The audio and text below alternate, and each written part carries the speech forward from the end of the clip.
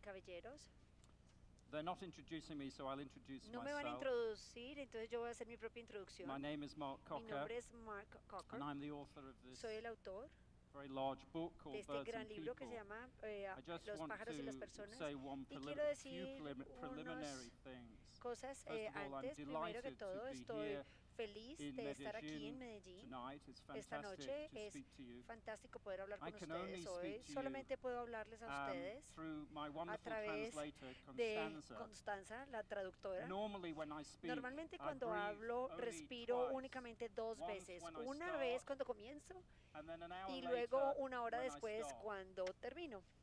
Constanza Pero has asked me Constanza to me ha breathe pedido que por more favor respire regularly como as I speak to más you. mientras hablo. So if you see me Entonces, pause, si ven que hago pausas, I'm breathing, estoy it's respirando so you can understand. solamente para que podamos hacer la traducción. Birds and People is Los pájaros y las very much a personas book es un libro rooted in the idea of escrito con la idea en colaboración. It's first of all a collaboration Es una colaboración between entre an author, myself, and yo my friend y mi amigo David who is a Tipling, photographer. quien es fotógrafo.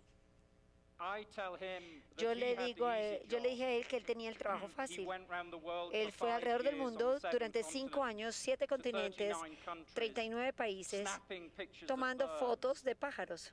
He says to me, Y él me I dice a had the easy mí, job. yo tuve el I trabajo just sat at fácil. my desk for 5 Él dice years. que yo tuve el But trabajo my fácil, world que me was in senté black and 5 white. I años couldn't see en any mi colours for 5 escritorio. years. Pero no, mi mundo His era en was blanco y a negro, era world un of mundo great sin colour. colores, He mientras took que él era all un the mundo a fantastic colores. Él photographs tomó unas that you fotos will see maravillosas que tonight. ustedes van a poder ver esta noche. It's not only a collaboration No between solamente es myself una and colaboración him, entre él it's y a yo, también es una collaboration colaboración entre an international publisher, un Random publicador, House, and una an casa internacional, Random House, y una organización que se llama BirdLife International, que tiene organizaciones en 120 países, incluyendo ahora Colombia. Pero también fue una colaboración porque invitamos a todo el mundo a ser parte de esto, para estar dentro de pájaros y personas. Y 650 personas de 81 países, desafortunadamente no incluye Colombia, pero esto sí va a estar en la segunda edición. Colaboraron, enviaron material a nosotros y nosotros lo incluimos en nuestro libro.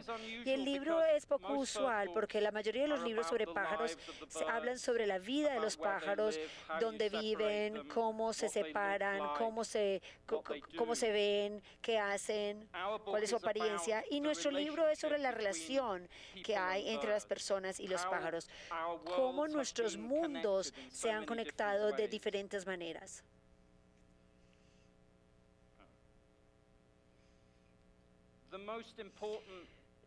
El pájaro más importante del planeta. Bueno, acabo de explicarles que los pájaros son importantes para nosotros, básicamente por dos formas. Resumido por un antropólogo francés que se llama Claude Lévi-Strauss, y él dice, y se lo voy a traducir así a grueso modo: los pájaros no solamente son buenos para comer, también son buenos para pensar con ellos. Y nosotros comprendemos muy directamente que son buenos para comer, pero tenemos que recordarnos también la importancia que tienen como alimento de los seres humanos, pero son la fuente más importante de proteína para los seres humanos. Pero este es el pájaro más abundante en el planeta. En algún momento hay 12 billones de gallinas viajando en un circuito muy poquito del huevo a la muerte en 7 semanas. En un año hay aproximadamente 60 billones de gallinas en el mundo. Entonces es la fuente más importante de proteína, y nos gustaría pensar que la mayoría de los pollos beben así, estos hermosos pajaritos así que se ven en las granjas, pero desafortunadamente en el siglo XXI no es este el caso. Producimos 90 millones de toneladas de carne de pollo, 57 toneladas de huevos, y en unas granjas muy intensas, y estos pájaros terminan en estas tiendas alrededor del mundo. Esta es una mujer que vende pollo en Iquitos, en Perú, y esto se replica en todo el mundo. Pero desafortunadamente la mayoría de estos pájaros tienen una vida en un espacio del tamaño de esta hoja de papel. Entonces quiero invitarlos a que coman huevos y gallinas felices. Sí, si nosotros no fuéramos medidos por como un índice de cómo tratamos este planeta y cómo tratamos a los pájaros, la verdad tendríamos una calificación muy pobre. Entonces, esta es una manera simple de explicar de cuál es la importancia que tienen los huevos para nosotros. Todos los días, los americanos, las personas de los Estados Unidos, comen 1 millón de gallinas. Los ingleses, nosotros no tenemos tanto dinero, entonces comemos 1 millón de huevos al día. Aquí tenemos, esta es una manera simple de explicar la importancia de los pájaros, pero los pájaros también tienen otras funciones para nosotros. Aquí tenemos una forma libre de carbón de transportar gallinas en Delhi, India, pero no nos muestra qué tan mal tratamos a las gallinas. No solamente nos dan alimento, también nos brindan todo tipo de propósitos, valores y una relación interesante entre yo y este pájaro es que me dio mi nombre. En Inglaterra, un coco es una persona que cría gallos de pelea, y esto sigue siendo hecho con mucho entusiasmo en diferentes partes del mundo. ¿Es verdad que todavía se hace legalmente en Colombia esto? Yo creo que sí, yo creo que todavía es legal en Colombia esto, pero en Bali, en la República Dominicana, en Cuba, en Haití, en Nicaragua, en Panamá, en Perú, en Puerto Rico, en Tailandia, Venezuela y en México principalmente, y en las Filipinas, las peleas de gallos son un deporte muy popular y las personas se entregan a esto, parte porque es juego, es apuestas, pero también porque es un área de interés muy grande. En las Filipinas, por ejemplo, cada ciudad tiene su gallera donde van a pelear estos gallos, y estos son cuidados, son atesorados y se atesoran para que termine su vida cortados por una navaja, como lo podrán ver en esta foto. Esta es la navaja que tiene en las espuelas, este gallo de pelea. Pero llegan en helicóptero a esas peleas y la gente gasta mucho dinero en estos gallos. Así que estas son dos pequeñas maneras en las cuales son importantes para nosotros los pájaros. Y ahora, el resto de mi discusión o de mi conversación va a pasar a un área donde los pájaros tienen una importancia más simbólica, donde ingresan a nuestras imaginaciones, nos dan ideas de la vida. La gallina es una manera muy práctica, valiosa, pero esta es menos, pero este es un pájaro que ustedes ya reconocen, es una golondrina, y no es tan significativa cercano al Ecuador, donde no hay primavera y verano, pero es algo muy importante en toda Europa. Una golondrina no hace verano. Lo raro sobre este proverbio es que lo valoramos ignorándolo. Tan pronto vemos la primera golondrina de la primavera,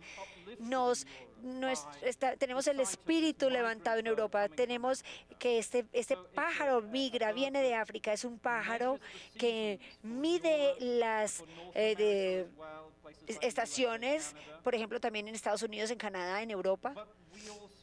Pero también las atesoramos porque viven en nuestras casas. Yo estaba hablando con mi amigo colombiano, Diego Calderón, esta tarde sobre cómo las personas cercanos a Medellín aman este pequeño golondrina que se llama la golondrina blanca y azul. La gente le encanta que hagan nidos en sus casas. En Tanzania, en África, la presencia de este pájaro quiere decir que los humanos que viven en la casa también van a tener muchos bebés como estos. La misma creencia existe en Estonia, en Europa. Nosotros tenemos historias de personas sobre los trabajadores argentinos que son fuertes, que no terminan el trabajo de su casa porque tienen unas golondrinas que están allí en un nido y no van a ponerle la parte eléctrica porque van a alterar la vida de las golondrinas. La asociamos con la buena suerte. Y tuvimos una historia maravillosa. Miren, una medida de la importancia de los pájaros es que, por ejemplo, en Escocia me dieron una historia de un granjero escocés. Y la abuela le encantaban las golondrinas y ella decía que cuando ella muriera quería reencarnar como una golondrina. Y ahora, cada vez que ven la primera golondrina de la primavera que regresa a esta granja, la persona con suerte que lo ve le manda un texto a todos los demás miembros de la familia diciéndoles que ya regresó la abuela. También en la China, las golondrinas son muy importantes. No solamente hacen nidos por fuera de las casas, sino que también hacen nidos en las habitaciones donde viven las personas. Y en esta área de la parte central del sur central de China, en Jiuzhou, las personas valoran mucho estos nidos que están dentro de sus casas y inclusive juzgan el momento para empezar a plantar el arroz cuando estos pájaros empiezan a hacer sus nidos. O sea, que tienen una persona que vigila y define cuándo todos van a comenzar a plantar su arroz, dependiendo en el momento en que regresan las golondrinas. Entonces pueden ver cómo a través del mundo, algunas veces el mismo pájaro, las mismas respuestas son comunes a las personas. Como si esto estuviera insertado en nuestras imaginaciones y en nuestro sistema neurológico.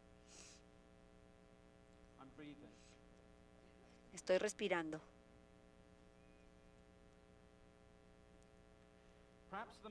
De pronto, la historia más extraordinaria de amistad entre las golondrinas y los seres humanos la encontramos en la historia de la golondrina púrpura o golondrina morada. Este es un pájaro que está en el verano, en el invierno en Sudamérica. Tiene un color morado muy profundo. Es una de las golondrinas más grandes del mundo y toda la población respira. Se procrea en Estados Unidos y Canadá. Cuando los primeros coloneros blancos llegaron al país, encontraron que ciertas tribus de nativos americanos tenían unos sitios para que las golondrinas anidaran, porque las golondrinas les informaban a las personas si había unos cuervos u otros pájaros. Y los esclavos empezaron a hacer lo mismo y eventualmente toda la colonia, todos los colonos blancos de los Estados Unidos comenzaron a hacer lo mismo y toda la población de este pájaro, probablemente 6 millones de pares de pájaros, ahora anidan en casas que les dan las personas en sus jardines. Así que todas sus especies viven gratis, sin pagar alquiler en las casas de las personas de los Estados Unidos. Y la diferencia De pronto en Colombia los pájaros anidan en las partes externas de las casas o en la parte externa de las estructuras. No, aquí estas casas están específicamente diseñadas para brindar un hogar a estas golondrinas púrpuras. Unas, por ejemplo, para los veteranos de Vietnam, se instalaron unas en Luisiana. Perdón, sí, en Luisiana, y tenían un espacio para 2.640 pares de pájaros. Allí es donde más hay. Aquí tenemos unas personas, por ejemplo, en Nueva Jersey, que contribuyeron en nuestro libro y tienen suficiente espacio. Son Tony y Kay Miller y tienen 100 pares. Todos los años Tony limpia estas casas. Después del verano, después del invierno, él está en Florida en el invierno y cuando regresa limpia esto y el día, ahí tiene un momento del día que lo denomina el momento del vino o el momento de la cerveza, algo así. Él se sienta a disfrutar y a observar estos pájaros. Entonces aquí tenemos un muy buen ejemplo de esta relación íntima que hay. No hay aquí explotación, aquí no se comen los pájaros, aquí estamos disfrutando su presencia a nuestro alrededor. Quiero hablarles ahora sobre los 144 de los 200 familias de pájaros que hay a nivel mundial. Documentamos todo lo que pudimos, todas las historias que pudimos sobre las familias más importantes. He seleccionado un número pequeño para poderles dar un ejemplo de lo que contiene el libro y escogí familias que tuvieran resonancia en la audiencia colombiana. Aquí tenemos este pájaro, no sé si está aquí en Colombia, Diego me puede decir si estoy en lo cierto, pero este es un árbol, un pájaro muy especial en Guatemala y son troganos que están también hay aquí en el país, en Colombia. Estos son el magnífico quetzal. Este es uno de los pájaros más hermosos que hay en este continente, en todas las Américas, y tiene un lugar extraordinario en la comunidad de los aztecas y los amayas, y aún hoy en día es un pájaro muy importante en Guatemala. Todos los carros de policía de Guatemala tienen su imagen en ellos. Todos venden, todos los que venden souvenirs con quetzals allí en ellos. También en un premio que se llama la Orden del Quetzal para las personas que tienen unos logros artísticos o humanitarios altos. Y aquí, por ejemplo, hablan el peso. En Guatemala su moneda se llama el quetzal. Así que el nombre de este pájaro está muy interno en Guatemala. Entonces, realmente esto simplemente nos demuestra la idea que el lugar que este pájaro tenía en la sociedad maya y azteca. Las plumas de su cola fueron altamente valoradas en el México antiguo. Soconusco, en Chiapas, esto era altamente valorado. Solamente necesitaban de estas plumas, se utilizaban en las vestimentas de las ceremonias, en la cabeza de los jefes y los miembros más importantes de la sociedad, como los sacerdotes. Y un artículo que aún existe con este arte, con estas plumas, es un toque para la cabeza que consiste de 450 plumas de cola que se tomaron de 112 pájaros que fue el regalo de Moctezuma a Carlos V. Y aquí vemos que era considerado más precioso que el jade, que las pieles de los leopardos. Aquí vemos la importancia. Y el lenguaje también es ambiguo en la escala en México azteca. El símbolo de ellos era un puño alrededor con un puñado de plumas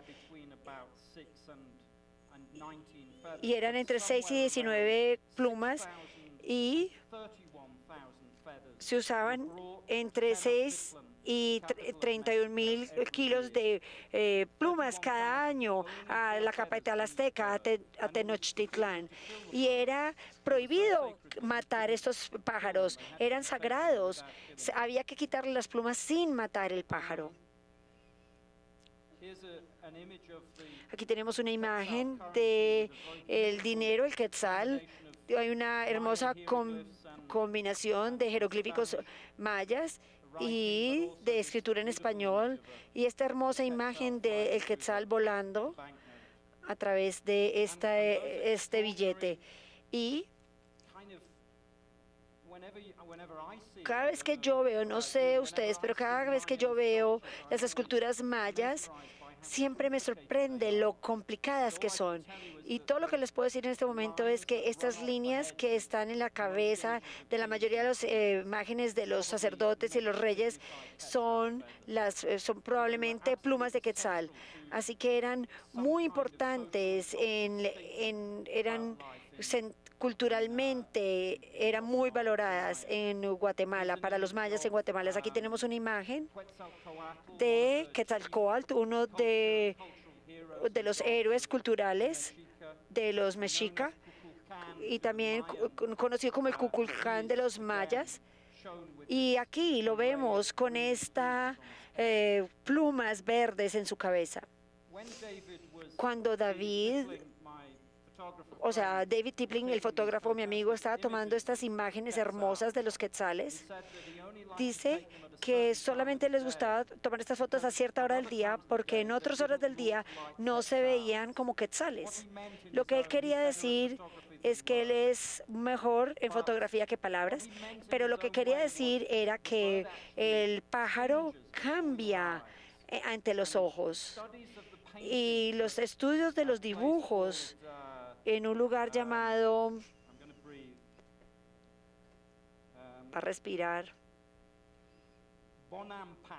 Bonampak, en Chiapas. Bonampak es un sitio maya. Vieron unas técnicas utilizadas por los mayas para pintar estos pájaros. Se hacían con una base roja y luego se ponían capas de azul y verde, de pigmento azul y verde. Lo que estaban tratando de capturar ellos era la extraordinaria iridiscencia de este plumaje, que eran a veces verde, morados, azules, y esta transformación cromática lo que significaba para la sociedad mesoamericana era la manera en la cual un ser humano podía transformarse en un dios. Entonces, cuando usted veía a Moctezuma con tocado en su cabeza lleno de plumas, simultáneamente era un humano y un dios. Y el movimiento de las plumas en estos diferentes colores simbolizaba su transformación. Este es un significado perfecto de este pájaro en particular. Ahora voy a pasarme a otro grupo de pájaros que ustedes reconocen ya. Una de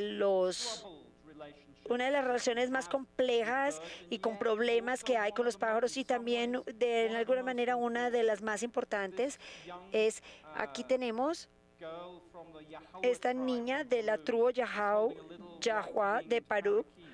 Aquí está con su perico de alas blancas, y los amerindios, las comunidades amerindias probablemente han tenido estos pájaros y los han cuidado desde que ellos llegaron a las Américas, o sea que es una relación de muchos años, y parte de este libro habla sobre esta relación.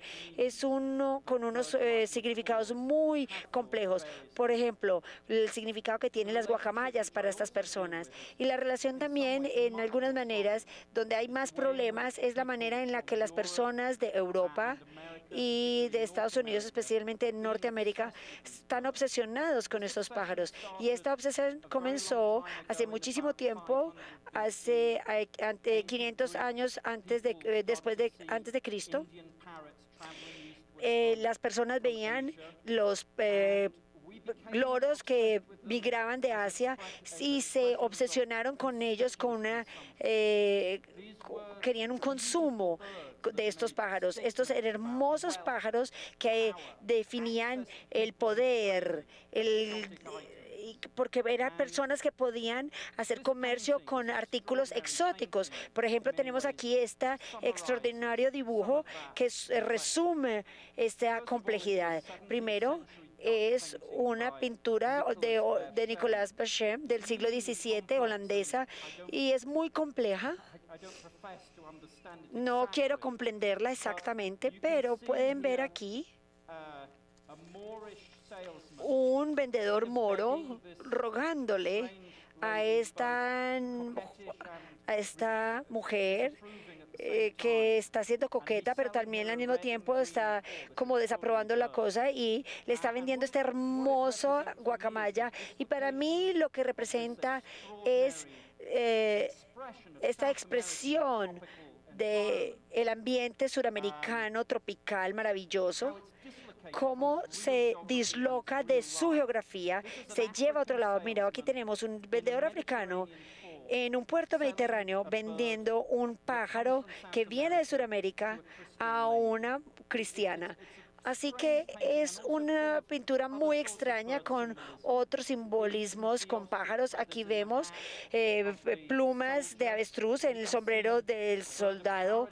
Aquí vemos unas plumas que vienen de Nueva Guinea en el turbante del vendedor. Y aquí tenemos esta Venus con las palomas a sus pies. Así que veamos todas las... desde el siglo XVII tenemos este simbolismo. Y este perico, este loro, simplemente nos muestra cómo el pájaro estaba atrapado en la imaginación. Y la consecuencia de esto es que hubo un mercado masivo de loros durante más de un siglo. En los 1930s estaban comercializando 30.000 loros de Sudamérica a nivel mundial. Y en el periodo posguerra hasta 1990, Estados Unidos por sí sola estaba haciendo comercio con 250.000 loros que tienen un costo de 4.2 millones de loros en 5 años. Y esto es solamente el comercio que sabemos, porque hay mucho comercio ilegal y cada loro que llegaba a los Estados Unidos o a Europa quería decir que había un loro que había muerto originalmente. Este es el holocausto de transferir estos hermosos y exóticos pájaros desde Sudamérica a otras partes del mundo. Y es una historia muy complicada porque estos pájaros son muy sociables y con frecuencia eran forzados a vivir solitarios. Aquí tenemos los pericos australianos. Miren, aquí están en un resort turístico y eran una atracción para son una atracción para los turistas. Y esto es solamente para mostrarles la fijación que es a nivel mundial. Los amamos. Pero amamos los pingüinos porque parecen seres humanos. Amamos los pericos o los loros porque hablan como los seres humanos. Pero también se ha comprobado que ellos tienen una inteligencia muy, muy alta. Estudios de un loro africano revelan que tienen un coeficiente intelectual similar a la de un niño de 5 años. Pueden contar, pueden deletrear, pueden razonar. Son pájaros altamente inteligentes que sufren con mucha frecuencia, de 10 a 2. No solamente son mascotas difíciles, sino que demandan mucho.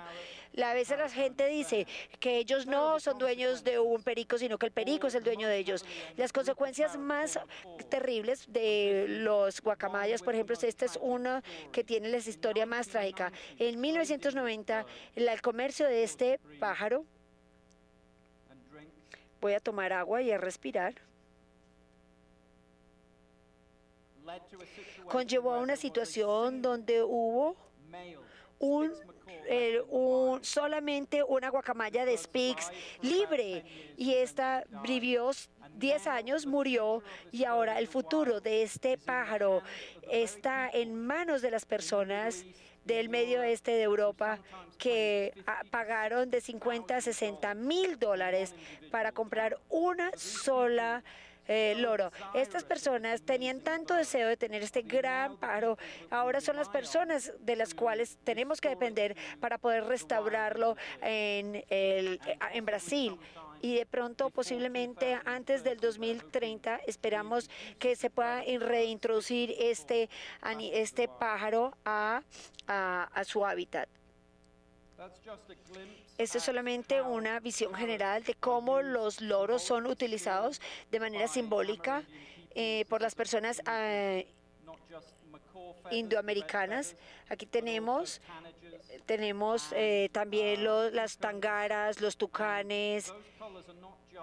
Estos no son colores simples, son colores escogidos específicamente porque tienen significado muy específico. Por ejemplo, aquí no lo sé, pero simplemente les quiero mostrar el arte que se deriva con las plumas de las guacamayas. Y miren, aquí vemos esta maravillosa guacamaya en vuelo, en libertad. Y generalmente están con su pareja. Aquí tenemos una última familia. Esto es hermoso en Perú. Aquí fue donde David fue a ver cómo se unen estos en aquí estamos, donde están comiendo esta arcilla. Aquí tenemos la guacamaya roja y verde, la azul y amarilla, la mili, la de cabeza azul. No sé cuál es cuál, simplemente les estoy mencionando que aquí están todas. Otra familia maravillosa, una de mis familias maravillosas, inclusive me da pena hablarles a ustedes sobre los colibríes porque yo vengo de Europa y nosotros tenemos 250 pájaros en mi país y ustedes tienen casi 2.000 que anidan aquí en su país. Y ustedes tienen tantos colibríes en su país, diferentes especies que como nosotros tenemos en total de los pájaros. Entonces son maravillosos, hermosos, tienen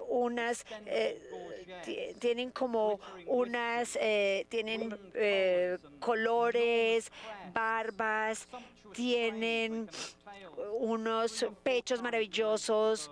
A veces las colas miden 3, 4 veces más que el pájaro en sí. Aquí tenemos uno que se llama el colibrí de Ana, es muy hermoso, la mayoría de ellas miden menos de 5 pulgadas. A veces pueden medir 6.3 centímetros. El más pequeño es el colibrí abeja de Cuba. Ese es el pájaro más pequeño del planeta. Es más pequeño que el ojo de un avestruz. Es increíblemente pequeño, pesa menos de 2 gramos. De esos 2 gramos, y la mayoría de los pájaros, el músculo de estos son la pechuga, el pecho, es la parte más grande de la mayoría de los pájaros. En un colibrí, el peso de su pecho es 1/3 del peso es este músculo, cuando la mayoría de los pájaros es 1/5 parte de su peso. Aquí sus alas se forman un 8 al moverse. A veces se mueven 70, 80 veces por segundo. El que vuela más lento, que es el colibrí gigante, que pesa 0.7 de una onza, o sea, 20 gramos. Esa es la especie más grande. Puede volar 10 aleteos por segundo. Y algunos pueden hasta hacer aleteos de 200 veces por segundo. Esto para que tengan vean la potencia que tienen y la existencia de la cual nosotros somos parte. Este es un pájaro que tiene que alimentarse cada hora, si no se muere del hambre. Vive Es un pájaro que está cargado en vida, y para mí lo más conmovedor es que los indios americanos decían lo mismo de estos pájaros en manera diferente. Estos traían regalos extraordinarios. Con frecuencia se pensaban que traían la lluvia en las tierras áridas, secas. Las personas de Odam, del sureste de los Estados Unidos, creían que tenían una gran sequía y que el viento y la lluvia estaban guardados en una caverna, y que el colibrí los sacaba y los traía y se los llevaba a la gente Odam para que pudieran cultivar sus tierras. Con frecuencia, estos indios americanos asociaban este animal con los navajos de Norteamérica. Pensaban que también traían maíz. Con frecuencia en Sudamérica, la gente de los arahuacos en la parte norte de Colombia y de Venezuela asocian este pájaro con el tabaco, pero no con el que hace el carcinógeno que todos odiamos, sino una planta sagrada que estos utilizaban con mucho cuidado en sus rituales. Es una planta muy importante para ellos, y para ellos era un regalo que les daban los colibríes a los seres humanos. Y esto une la relación que hay entre el pájaro y la planta. La nicotina que lo obtenemos del tabaco es una planta a la cual se alimentan estos pájaros, estos colibríes. Entonces, este es un pájaro que traía regalos preciosos. Por ejemplo, los Mojave de California tenían el mito de que este colibrí les traía a ellos, los llevaba a la superficie de la tierra, les daba la vida terrestre, la luz del sol, porque ellos estaban en las entrañas del mundo escondidos, y que el colibrí era el que los llevaba y los guiaba a la vida, a la luz. Y esto es muy importante en las personas, en la manera como ellos expresaban. Miren, aquí mostramos la misma. Este es un pájaro rico en regalos de la vida. De pronto no hay uno más extraordinario que el de los aztecas. Los aztecas también les encantaban los colibríes. El nombre de algunos de estos sacerdotes era el colibrí del este o del sur, y los guerreros aztecas, cuando morían, se reencarnaban como colibríes. Así que esta idea de que las personas se les sacaban los corazones en los templos de Tenochtitlán nos aleja de la idea de que este es un pájaro que trae regalos preciosos. Pero uno de los roles de estos guerreros en términos de colibríes era que ayudaban todos los días, ayudándoles a pelear contra las fuerzas oscuras, y el colibrí traía el sol de nuevo a la tierra. Así que este era un pájaro, este es un pájaro extraordinario que traía de nuevo la luz del sol a las personas de México. Aquí tenemos unas cuantas imágenes. Este es tiene como unas botas, tiene una cola maravillosa, le dice que tiene cola de raqueta. Aquí tenemos el jacobino de cuello blanco. Por supuesto, en Colombia existe este también. Es una criatura extraordinariamente hermosa. Lo interesante es que aquí tenemos un silfo cola larga. Este es otro colibrí. Para mí y para muchas personas, estos pájaros son tan extraordinarios. Y en Norteamérica, también en Sudamérica es menos común, pero también hay partes donde atraen estos pájaros para que se acercan, dándoles agua azucarada para que se alimenten. Y una historia extraordinaria que nos compartieron es que para ver cómo estos afecta no solamente a la sociedad, sino a los individuos. Un autor de otro libro maravilloso, Robin Restar, nos contó una historia de su suegra que estaba hundiéndose en la oscuridad de la demencia senil. Pero una de las cosas que ella disfrutaba, o de lo último que disfrutó en su vida, fue observar a los colibríes alimentándose en su jardín. Entonces, hay maneras que no se pueden medir, pero que son muy importantes para las personas, como estos pájaros tocan la vida de estas personas, y los pájaros se mueven estos parámetros. Son muy importantes para toda la sociedad, pero también son muy importantes para los individuos. Y el propósito del libro es un libro ambiental que nos dice la historia sobre lo que nosotros perdemos aquí adentro si los pájaros se desaparecen en nuestro medio ambiente. Si no tenemos pájaros en el medio ambiente, entonces vamos a perder muchísimas riquezas que fluyen con la relación que nosotros tenemos con ellos. Muchísimas gracias. Tenés una foto muy bonita con una historia muy bonita en la portada del libro. Contanos un poquito, porque hay caballos, personas, y what's the story behind the cover of the book? It's a beautiful one. David Tipling fue a tomar fotos a los cazadores con águilas mongoles. Esta es la primera foto que les mostré. No sé, miren. Perdón. Bueno, van a tener que ver la versión pequeña aquí.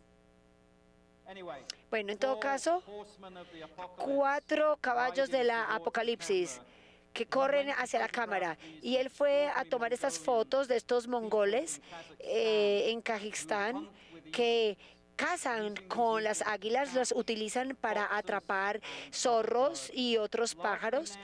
Ahora,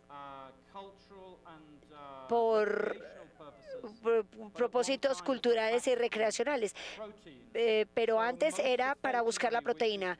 Entonces, esto que se practica en Europa y en Asia no era únicamente un deporte, sino una manera de vida. Era una manera muy importante para obtener comida de mamíferos salvajes, pájaros salvajes. Y estos mongoles que ustedes ven en la foto, ellos aún utilizan estos pájaros. Y este joven, este señor aquí, ha contribuido al libro, y su chaqueta fue hecha por su esposa con los zorros que había cazado el año anterior. David nos cuenta cómo tomó esta foto. La noche antes, él les dio mucho vodka a estos hombres, y al siguiente día estaban muy borrachos. Entonces, perdón, él es el que estaba borracho, y lo vieron y fueron hacia donde él, porque él había sido muy generoso con ellos dándoles vodka. Y entonces dice que esta foto fue tomado después de una noche de vodka. No fue por unos segundos tras la cámara, sino porque él les dio vodka. Y esto es una imagen icónica, poderosa de la relación que hay, una imagen visual de la relación entre los seres humanos y los pájaros. ¿Alguna otra pregunta?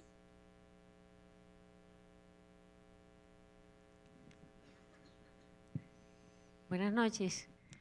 Primero, para agradecerle por la exposición y felicitarlo porque está muy bonita. Lo que le iba era preguntar una cosa muy concreta. ¿De qué manera el ruido, un ruido fuerte, puede afectar las aves? Porque yo les colocaba agua, pues, y me llegaban en diario por ahí unos 10, 12 colibríes, además de azulejos y por ahí otras 5 clases de aves, de pajaritos.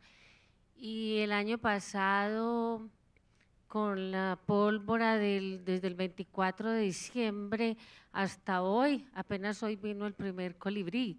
Entonces, quería saber si se puede consultar algo acerca de cómo el ruido afecta a estos animales. Había leído que el ruido podía hacer que los pájaros sufrieran de hipoglicemia y que murieran pues por hambre. Le agradezco mucho. Muy amable. Gracias, sí. Los colibríes son muy sensibles a los ruidos fuertes. Hay historias sobre la Primera Guerra Mundial, de la guerra en el mar, al lado del mar de Gran Bretaña, una batalla naval, y a cientos de millas de la... Entonces, ellos podían sentir y escuchar los ruidos de manera ultrasónica de lo que pasaba a millas de distancia. Y este mismo pájaro en Japón sabe que si va a haber un terremoto, y el comportamiento de este pájaro es un indicador de un terremoto. Así que sí, estos pájaros son muy sensibles a los ruidos, pero si los fuegos artificiales son los culpables, no lo podría decir. Pero sí, hay mucha sensibilidad de los pájaros a los ruidos, y entonces esta podría ser una explicación lógica.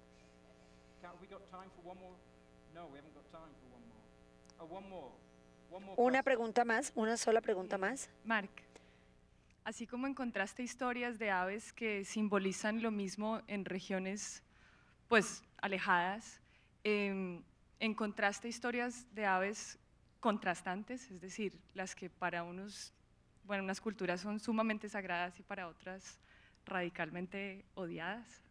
Culture was an absolute no-no. Sí, esta también es algo muy común. Algunas veces los seres humanos atraviesan una transformación en respuestas a los pájaros. El mejor ejemplo que les puedo dar es la respuesta de los africanos a los búhos y la respuesta de los europeos.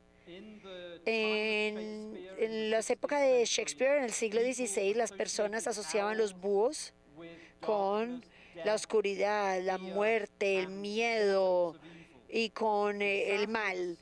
Las mismas ideas siguen existiendo en África. Las personas tienen terror a los búhos, pero los europeos, a través de la ciencia, a través de la luz del día del conocimiento, han visto ahora a los búhos como unas extraordinariamente raras expresiones de la oscuridad, y se aman los búhos. Entonces, en la Navidad se mandan tarjetas de Navidad con búhos. No tiene nada que ver con Cristo, pero esta es una expresión de cómo vemos los búhos ahora como criaturas hermosas.